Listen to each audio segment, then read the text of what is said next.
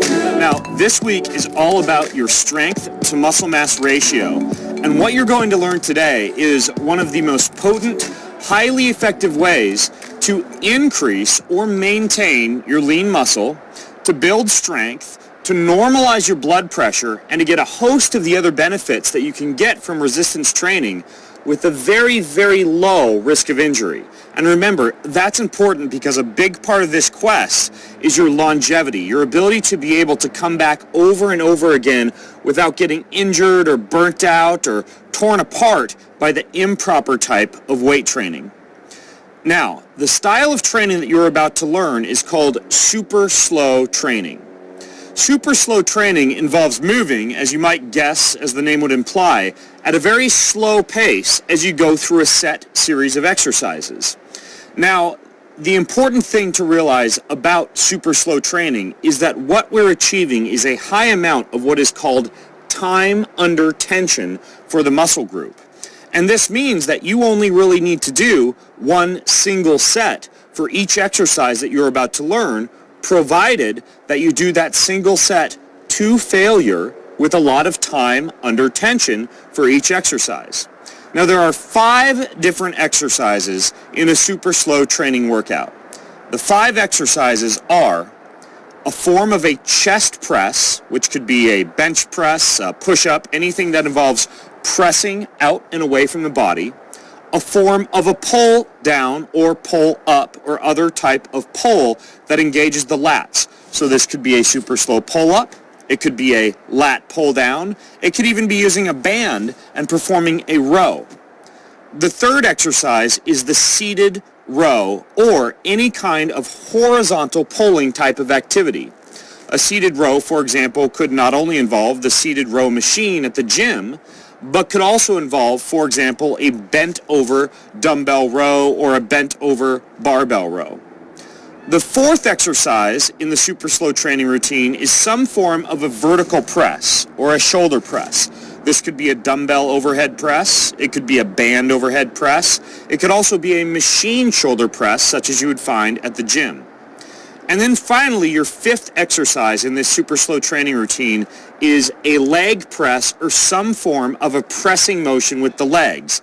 This could include the leg press machine at the gym, or it could be something like a goblet squat, a dumbbell squat, or a series of super slow lunges. So, as you can see, there's no hard and fast rules about exactly which exercise that you need to do, as long as you're doing, again, a chest press, a pull, a row, a seated press, and some form of a leg press. As I demonstrate today's workout to you, I'm going to give you a few different options. Now remember, it's one set of super slow exercising until that muscle reaches complete failure, and then you move on to the next exercise and the next set.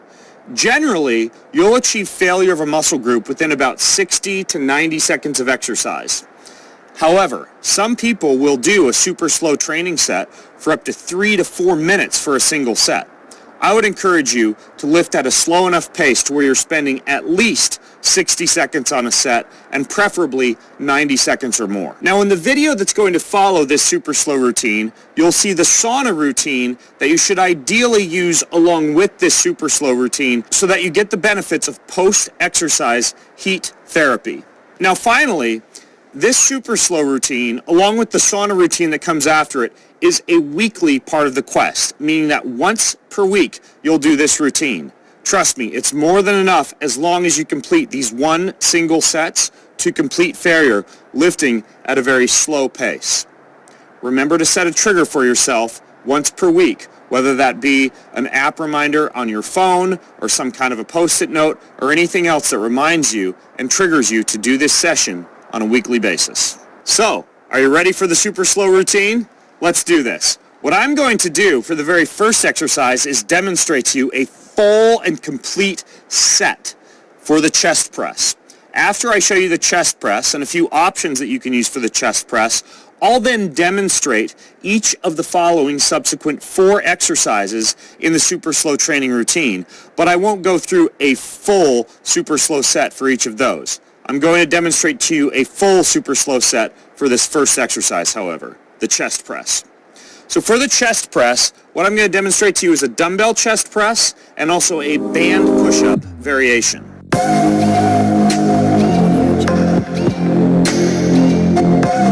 For the dumbbell chest press, grab your dumbbells,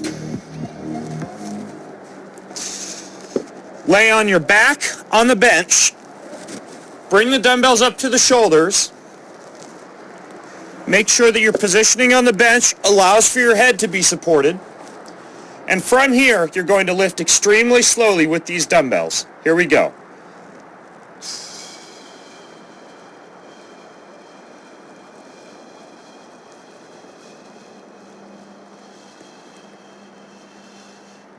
Keep going. Here we go.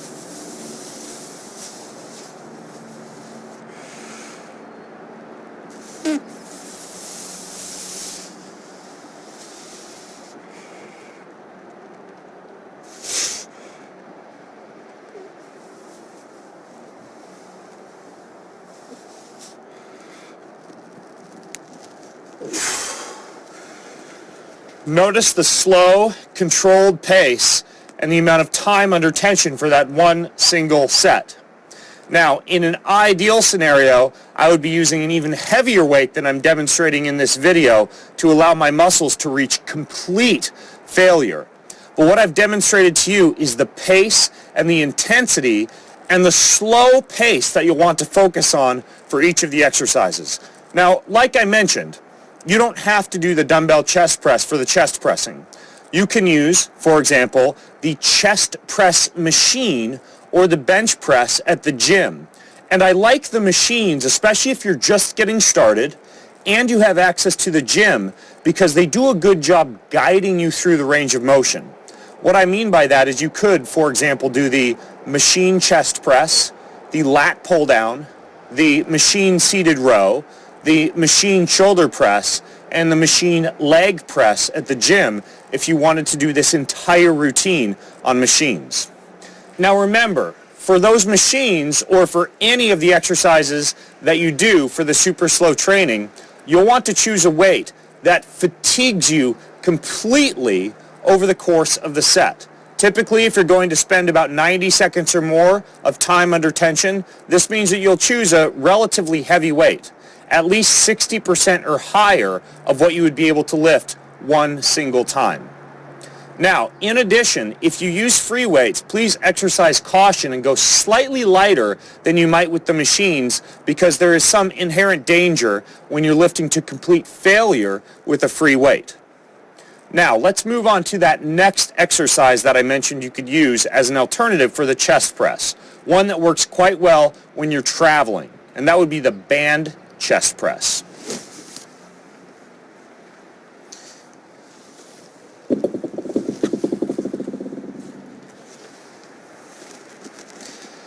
At most sporting goods stores or online, you can buy a variety of different band resistances.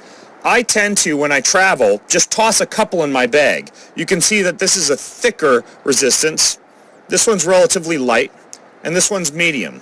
A high-quality band is a great travel tool to have for resistance training, even if you don't have a gym or free weights. So let me show you an example of a super slow chest press using a push-up and a band. I simply place the band over my back, loop the band through my thumbs, put both hands on the floor in a push-up position, make sure my butt is elevated, my core is tight, and then I drop into the push-up position very slowly.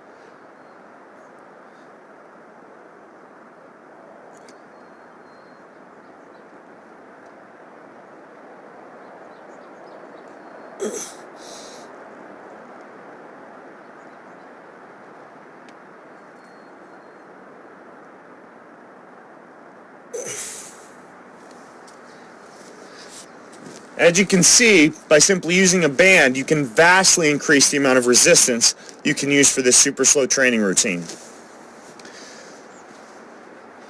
Now the next exercise for super slow training is some form of a pull down.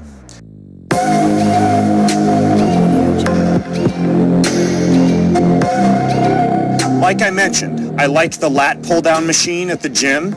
I'm also a fan of a pull-up or a suspended pull-up, which you can use with a machine like a TRX suspension trainer or any type of cable or band that you can travel with.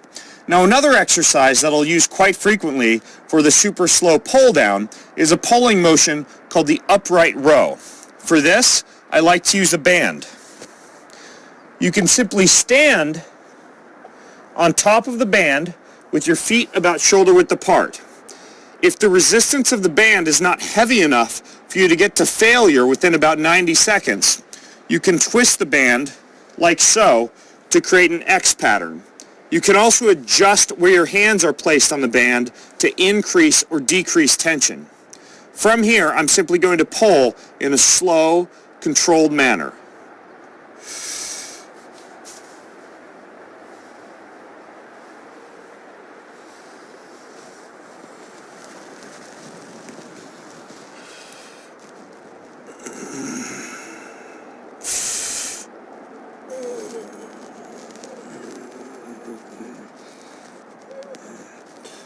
When you're exercising with the bands, remember to resist that band as it pulls you back to the starting position.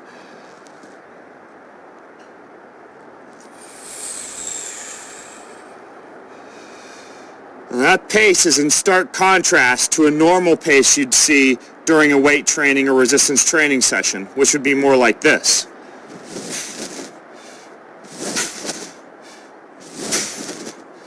You can see the difference with super slow training. Now, the next exercise that I'm going to show to you is the shoulder press.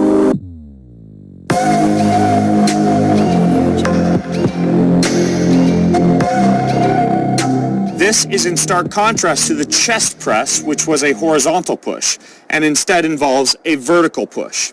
Now, you can use the shoulder press machine at the gym, or alternatively, you can use a band or a set of dumbbells. For example, for a band shoulder press, I can simply stand on the band like I did with the upright row, except now you'll notice that my feet are slightly closer together. This allows me to not have so much tension on the band that I can't actually press it overhead. From this position, I'll take the band up to my shoulders, and now I'm in my starting position for the shoulder press.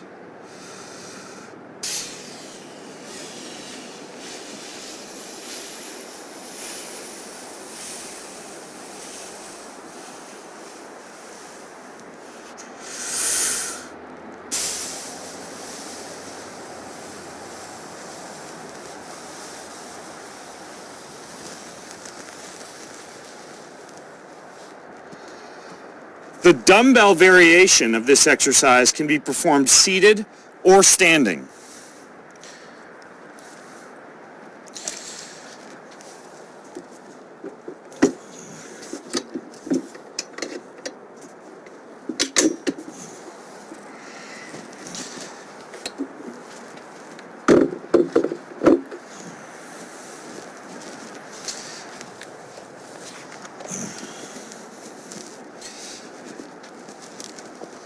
For the shoulder press, using free weights, in this case dumbbells, and a bench, you would simply perform the exercise as follows.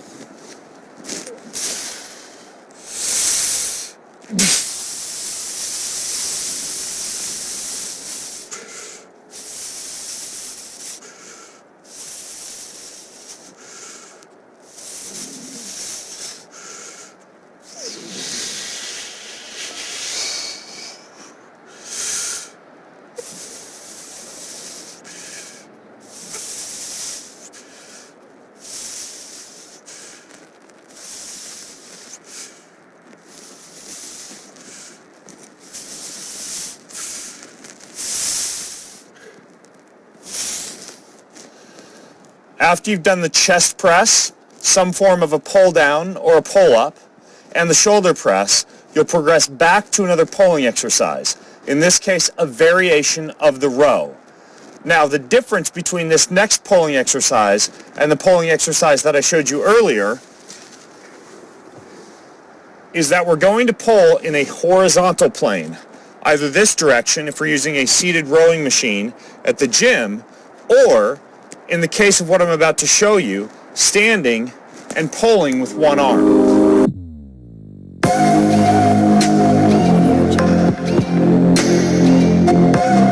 What I'm going to show you as a good alternative to the seated row is a standing dumbbell row.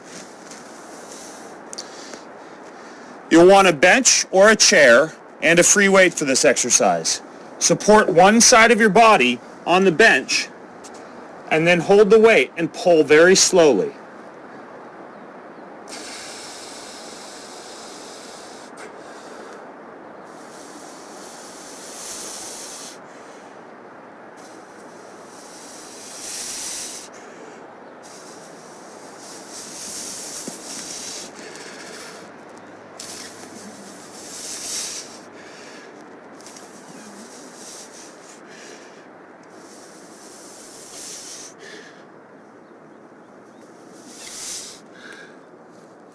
Do one set to complete failure for the right side, and then one set to complete failure for the left side. The final exercise in the super slow training routine is a leg or lower body exercise.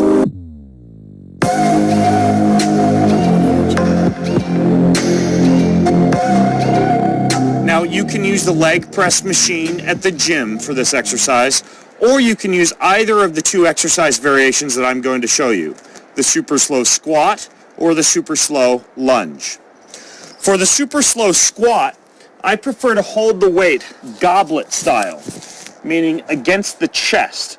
This is quite easy on the low back and reduces a lot of the risk for low back injury when you get to muscle failure during the actual leg pressing motion. From here, I'm going to drop down into a squat very slowly.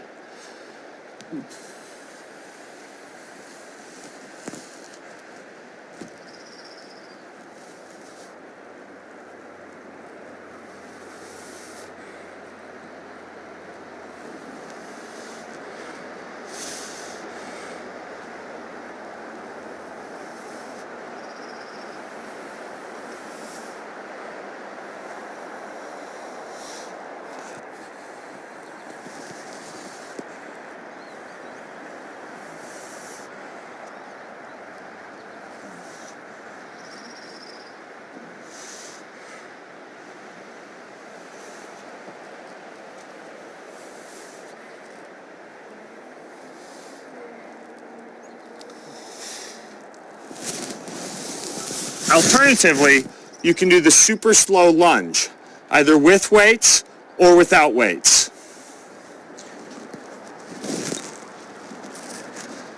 I'm going to demonstrate the lunge holding a dumbbell in either hand. Put one foot forward and one foot back, and then drop very slow.